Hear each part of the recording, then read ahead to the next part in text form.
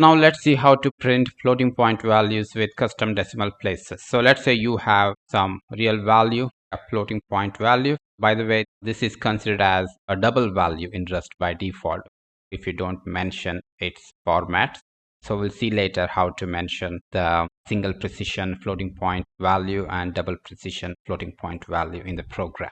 But if you don't mention anything here, any suffixes, then it is considered as double precision value, and you can use a format specifiers if you want to print that value using custom decimal places. For example, in the placeholder, let's say this is a placeholder, if you use colon 0.2, then the value will be printed with a precision of 2 decimal places. Try this at your desk and check the outputs. Now let's see how to print decimal numbers in hex format. So let's say you have one number, a decimal number. Then you can use these format specifiers to print that decimal number in hexadecimal format in different style. So if you use colon, hash, capital X, something like this, then it would add that 0 cross prefix to the number, and then it prints the hexadecimal number in uppercase letters. So if you use lowercase x here, then output will be in lowercase.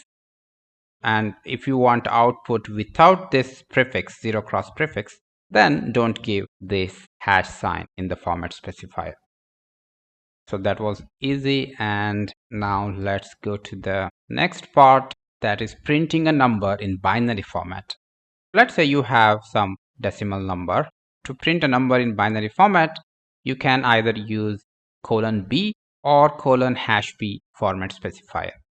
If you use hash B, then you would see 0B prefix at the output. Here in this code, I have used a named placeholder. So you can see I have given a name for this placeholder, and the same placeholder I have used here. That name of the placeholder is equal to 6789. So you can directly mention the value here. In the next lecture, let's see printing text with special characters, and I'll see you in the next lecture.